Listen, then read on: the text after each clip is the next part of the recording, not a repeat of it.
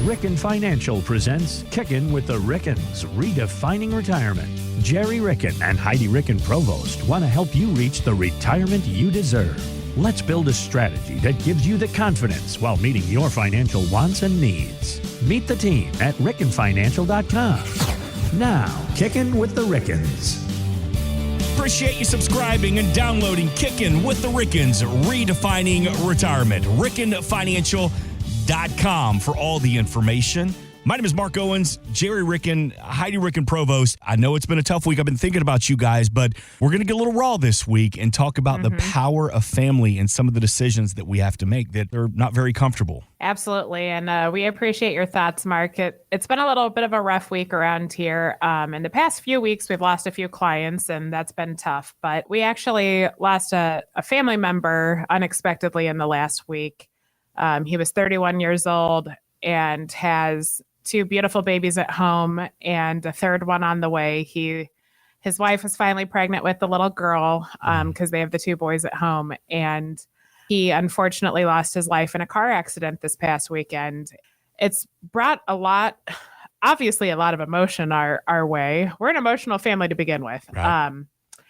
But it's made us think quite a bit about the legacy we want to leave behind in our lives. And we've thought of Jake and Haley and the boys pretty much every moment of every day since this one happened. What was the relation with Jake to? Jake's wife, Haley, is my cousin's cousin, if you will. Yeah. But when you're from Garden Plain, Kansas, as my dad is, we're all related somehow.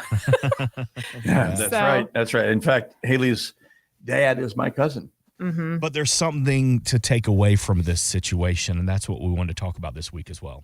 You know, unfortunately, death is a part of our life. The only way any of us are going to leave this earth is horizontally at some point in time. Yeah. But the beautiful thing about death is that we all have the opportunity to leave a legacy behind, and we get to be remembered for something. That's right. And, you know, a lot of times in our business, we get wrapped up in the whole estate planning. And we talk about the documentation of trusts and wills and, you know, powers of attorney and healthcare directives and all that stuff. And that's really not where that's the easy part. That's the important part, too, by the way. It's a very important part. We do need to do that. But leaving a legacy and who you are as a person is what we really focus on and what we would like to focus on, because so many times people forget, you know, generation after generation after generation, unless the stories are told, the skills are passed on, all those things happen. We're sitting in a room right now with the picture of the person who created the greatest legacy that either of us are lucky enough to follow in his footsteps, my grandpa. And obviously, we already know that we modeled our business off of his legacy that he left behind for us and everything. But every time I bake anything, I think of my grandma Ricken, because it's fitting I'm thinking of her because today is actually her anniversary of death. It's been 14 years since we said goodbye to her, but that's how she brought love to our family. She didn't just sift the flour 3 times, because when I follow her recipes, sometimes I would be like, really, Grandma? Really? I'm not really the best baker, but I do sift the flour 3 times because, of course, naturally, I tried to not one time, and I'm like, this is not Grandma's baking. Right. But I realized, like, that was how she shared her love, you know, and she made us feel so unconditionally loved in everything that she did. And that's the legacy she gets to leave behind. So I was actually talking to one of my aunts this morning, and she's a grandma herself now. And we were talking about my grandma and how much we miss her, of course. But I told her, and I believe this is true, the legacy that grandma left behind was the unconditional love of a grandmother. Mm-hmm. And what a blessing that my aunt has 3 grandbabies now that will always know that legacy, because she's kept Grandma Ricken's memory alive and the way that she lives her life now as a grandmother herself. It's so important to leave behind what your values are, what drives you as a human being, what made you who you are, and the little stuff like my grandma's recipes. We don't have all of them, and sometimes I wish I did, but her really big ones, you know, her strawberry jam that she would make every year, and her old-fashioned dark chocolate cake, which happens to be my dad's favorite cake. Right. I've attempted to make that, by the way, and it turned out blacker than my mic. A for effort. It was an epic fail. It could have been on one of those baking shows of what not to Nailed do. it.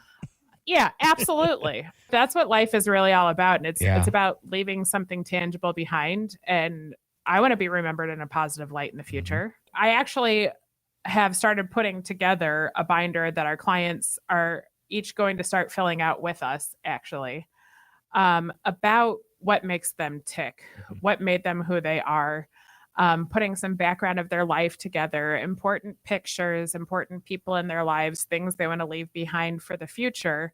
Because like we said, it's about so much more than just the money. It's about who you are as a person and creating your family's legacy. And Heidi mentioned pictures, Mark. It's probably even more difficult now to document pictures because they're all electronic. So yeah, true. You used to be able to flip them over right on the back. Oh, this is who this is, and this is what this event was. We still have a lot of those pictures out there.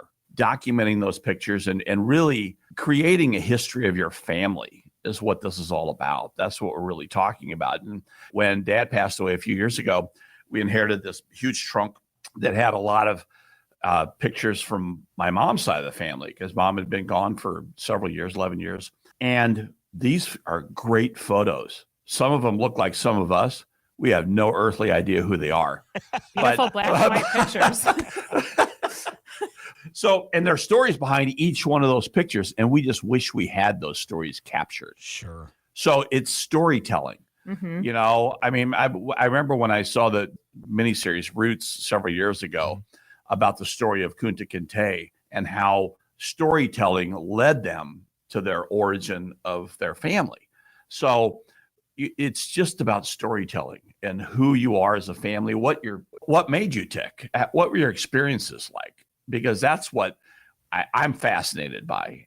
And I think a lot of people, a lot of younger folks would be fascinated to hear that, their grandma or grandpa served in Korea. Yeah. And what was that like? Or if they have a more lively family like us, they love hearing the stories of my grandpa Willie, who, by the way, never wanted to be recorded. But you know what the beautiful thing about this little thing I have in my pocket each day called my phone is? He didn't know I was recording him half of the time when he would be telling his stories, because I knew I would want to hear them one day. And a couple times he was keenly aware that I was recording. He was like, "Fine, kid, you can do it this time." But, now when I need a good laugh, I can pull up the story my grandpa told of his cousin who came in town from Germany and shit his pants, and how he walked up. There was a language barrier. So the man gets naked on the bottom and carries the clothes to the woman of the house and says, "Excuse me, I have shit my pants and I need help." Who doesn't want to have their grandpa telling that story? Wow. God, women do it all, don't they? I know, right? They really do. They really do. So, that cousin is now 90 years old and still doing well in Germany. So there's a website out there. It's called Storybook, and you can write your own book. My mom did it and gave us all copies of it, where every week for a year, they send you a question about family, history, kids, where you grew up, and you just answer it. And then this company puts it into a book, a hardback book, and then you can order as many copies as you want. Every week, I get a new question, and it's about my wife, about my kid, about my brothers, about my upbringing. As I'm writing this, it's funny you talk about that legacy. I'm thinking of my daughter, Caroline, reading it one day, learning about how me and her mother met. I'm thinking about my grandkids reading it one day, finding how I grew up and what their great-grandparents were like. My dad, what was he like? Those are the things when you talk about these legacies and these memories that you want to hold on to. We're really lucky. One of the most interesting members of our extended family is a retired judge, and his kids bought him that storybook, and he's been working on putting it together. And talk about a storyteller. This man can tell stories that you would never believe, but they're true and they're real. Just going to brunch with presidents and that kind of stuff back in the day. Very nonchalant. Exactly. Absolutely. Yeah, I feel like I'm writing mine too, and I'm like, this thing's going to be like War and Peace when I'm done with it. But I love every minute of it too, because you talk about, I don't have a whole lot of regrets, but I do regret. My father also passed away. He had cancer and very quick. I don't have many regrets, but I do regret not sitting down and just talking more, getting more out of my dad. I wish Caroline would have had more time with her grandfather. So it's so true when we talk about legacy. What legacy are you passing on, and how do you preserve your legacy as well? Mhm. Well, that's exactly right. And that reminds me of the cats in the cradle. We'll get together someday, and someday needs to be today. Yeah. Regardless of how old you are, Mhm. where you are, what stage of your life you're in, just Mhm. make that time. So for the families that you serve and for your clients and your own family as well, when it comes to legacy, what advice do you give them? What can we do to help preserve our legacy even better? Don't be afraid to share. I think a lot of people, especially in the older generation, I know this is true with my mom's dad. He didn't think he had anything worthy of sharing. Mhm. And when we started asking him questions, he was like, "Oh, the kids don't want to hear my stories." Yeah, we do. Mhm. They matter. Even something that seems so mundane to you, that's what made you who you are as a human. So take the time that you have here on this earth and share what made you who you are. And even if they seem like a mundane story, I can guarantee you that's something that your grandkids or your kids or whoever is going to be carrying on to that and thinking of that the moment they have to say goodbye to you. I think there is a lot of truth in that people don't think that the younger generation is interested because, oh my God, those kids are listening to that kind of music. Well, that's been going on for generation and generation and generation and generation. Parents have always said that stuff about the younger generation. We have a lot of commonality, and the commonality is our family. That's the biggest commonality we can have is who's in our family, and what makes me tick is different than my brothers, sisters, aunts, uncles, parents, grandparents. But we want to know, I'd love to know more about everybody in my lineage. And what makes you, own it. That's right. Like every single time I see an NA beer, I think about one of our clients we just recently lost. And it makes me smile thinking about him because he would always say, "Kid, I'm drinking this because I used up those fun chips back in the day." And every time I see that, I will always think of him and smile. And it's funny you say that. The kids, and I say kids, like my daughter, she may not really care what I have to say right now as I'm working on a book or telling her a story That's about exactly my right. life. But in 30 years, it may be her Oh, yeah. world to know, but what is her lineage? That old saying, it's like when you're 10, your parents are your superheroes. And your teens, you hated your parents. And your 20s, you start to realize, okay, they've got a couple of answers. And your 30s, they become your mentors. And your 40s, you realize your parents are brilliant. And your 50s, you'd give anything to have one more conversation with them. Absolutely. That's exactly right. So true. Let's talk a little bit about creating that legacy plan. What is the first steps that we can take outside of creating these memories, but also securing the things that are important to us that we want to pass down to the next generation? What can you do? The most important thing is be open to discussing. Yeah. I was just getting ready to say that. Just put your mind open, and a lot of it's raw emotion. Yeah. I'm the most emotional person I've ever met. So, and my kids will tell you that. Yeah. Oh, yeah. Not a bad thing. My siblings will tell you that. My wife will tell you that. And I will tell you that because I have told you that. But I am the most emotional person I've ever met. But you need to get that raw emotion out. And don't be afraid to show emotion when you're telling these stories too, because a lot of these stories will invoke a lot of memories. And some of those could be very emotional. And it's good to see that in a person. We've met with a couple clients. Like I can think of one in particular when she passes away, there is a very important car in their family that her son will be inheriting. And when she was talking to me about like, well, how do I make sure it goes down to him and everything? Well, we got her in touch with the estate planning attorney to make sure that part is taken care of. And one piece of advice I gave her was write a letter about why this is so important and why you wanted him to have it in his life. And make sure that's in the glove, Oh my gosh. Glove box, yeah. Glove compartment. I can't think. The glove box. Glove box. That's what Dad always called it. The glove compartment. Make sure that's in the car or in a special place, and he'll know that because it's not about the things that we leave behind in the future. It's about the why. So if there's a why behind anything you want to leave in the future, don't be afraid to share that why.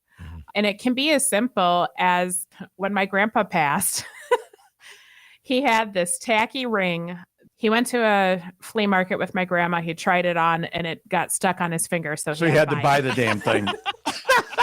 And he would ask me for decades, "Kid, what do you want when I kick the bucket?" And I'd always be like, I don't want anything. I just want you. Like, what the hell are you talking about? Right. And so finally one day I was like, I want that ring. Did you get he was like, really? Did you get it? Not only did I get the ring, he left behind a note in his safe that said, "The eagle ring goes to Heidi or I'll haunt you."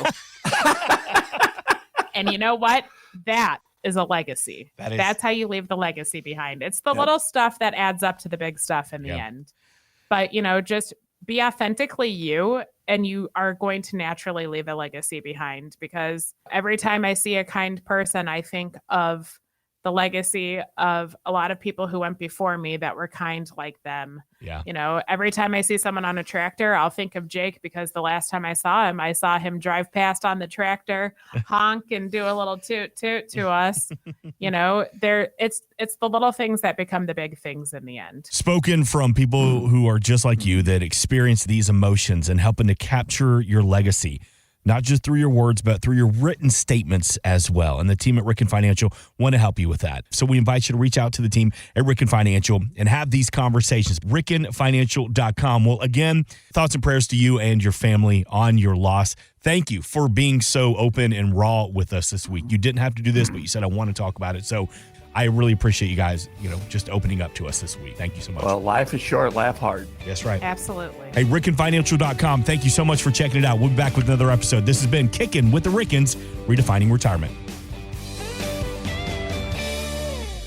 Insurance products are offered through the insurance business Ricken Financial LLC. Ricken Financial LLC is also an investment advisory practice that offers products and services through Impact Partnership Wealth LLC, a registered investment advisor. IPW does not offer insurance products. The insurance products offered by Ricken Financial LLC are not subject to investment advisor requirements. Investing involves risk, including the potential loss of principal. Any references to protection, safety, or lifetime income generally refer to fixed insurance products, never securities or investments. Insurance guarantees are backed by the financial strength and claims paying abilities of the issuing carrier. This podcast is intended for informational purposes only. It is not intended to be used as the sole basis for financial decisions, nor should it be construed as advice designed to meet the particular needs of an individual situation. Ricken Financial LLC is not permitted to offer, and no statement made during the show shall constitute tax or legal advice. Our firm is not affiliated with or endorsed by the U.S. government or any governmental agency. The information and opinions contained herein, provided by third parties, have been obtained from sources believed to be reliable, but accuracy and completeness cannot be guaranteed by Ricken Financial LLC.